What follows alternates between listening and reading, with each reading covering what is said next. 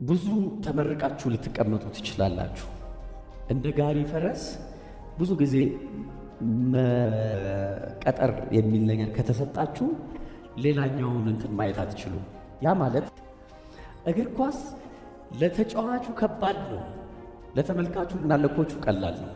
ስለዚህ የቢዝነሳችሁን ኦቨርኦል ፊልዱን ነው ማየት መቻል ያለባችሁ እንጂ ኳሱን አይደለም። ስለዚህ ሁሉም ሰው ራሱን መጀመሪያ ሰልፍ ዲተርማይን ማድረግ አለበት። ኢነር ካፓሲቲውን አንሎክ ለማድረግ እጁን እግሩን ምኑን ማሰራት መቻል አለበት። ማንም ሰው መጥቶ ለእናንተ እንትን አያደርግም። ምክንያቱም ያለንበት ወርልድ ኮምፒቲሽን አለው። ግሮዝ ላይ ስንሄድ ምንድን ነው ግን እንደዚህ ስቲክ ያደረገኝ ሲል ሳስበው ኢንጆይ የማደርገው ስራ ነው። ኢንጂነሪንግ በጣም የምትወዱት ስራ ነው፣ ብዙ ጊዜ ኢንጆይ የምታደርጉት። ስለዚህ ኢንጆይ የማደርገው ስራ ነው። ከድሮ ጀምሬ አሁን ወደ ህልሜ መምጣት ጀመሩ። ድሪማችን ቴል ዘ ትሩዝ እንደ ካምፓኒ የኮሚኒኬሽን ሳተላይት ማምጠቅ ነው። ዳት ኢዝ ማይ ድሪም። ቢዝነስ ላይ ብዙ ነገሮች ሊያጋጥማችሁ ይችላል። እነሱን ነገሮች ልትወጡ የምትችሉት ውስጣችሁ ምን ሲሆን ነው? ተስፋ ሲኖር ነው፣ መነቃቃት ሲኖር ነው ወደዛ ለመሄድ። ከዛ ኤንቫይሮንመንታችሁን ሁል ጊዜ ስካን እያደረጋችሁ ስትኖሩ ነው። አንድ ቀን ላይፍ ነው፣ አንድ ዓመት ላይፍ ነው፣ 100 ዓመትም ላይፍ ነው። እኔ ኢንጆይ ዘ ሞመንት ነው ብለው ብዙ ጊዜ ሰዎች ሂር ኤንድ ናው መኖር አለባቸው። በነገራችን ላይ ወታደር የመጀመሪያው ጥይት እስክትተኮስ ድረስ ነው የሚፈራው። ከዛ በኋላ ሲተኮስ ምን ሲል በቃ ሰው ገብቶ ምን ይሆናል? ወታደር ይሆናል። ቢዝነስም ጀስት ላይክ ዳት ነው። እስክትገቡ ድረስ ትራውማ አለው። ትደርሳላችሁ፣ ትወድቁና ትመለሳላችሁ፣ ወይ አንዳንድ ተሰብሮ ይቀራል። ትደርሳላችሁ፣ በዚህ ጋር ትሞክራላችሁ፣ በዚህ ጋር ትሞክራላችሁ። እዛኛው ለመግባት እንደዚህ ስታረጉ እንደዚህ ስታረጉ ኦልሞስት የመታገል ባህሪያችሁ ከፍ ይላል ማለት ነው። አንድ ሰው 15 ብር አለው።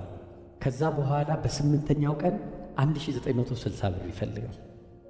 15 ብር አለው፣ 1960 ብር ያስፈልገዋል።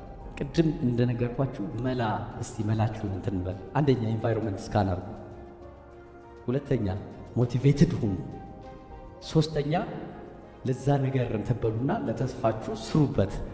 1960 ብር እናገኛለን። ለዚህ 15 ብር ኪሴ ውስጥ አለ።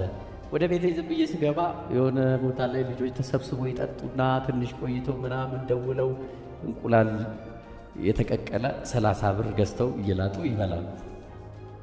ገባቻል?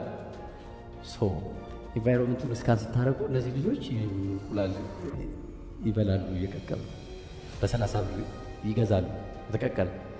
አንድ እንቁላል በ15 ብር ገዛና ቀቅዬ ነገ ይዤ እሸጣለሁ። ቤተሰባችሁ፣ ጎረቤታችሁ ብላችሁ እንዴት ይሄ በየመጠጥ ቤቱ ቢዞር እንቁላል የሚሸጥ ምናምን ነው የሚላችሁ።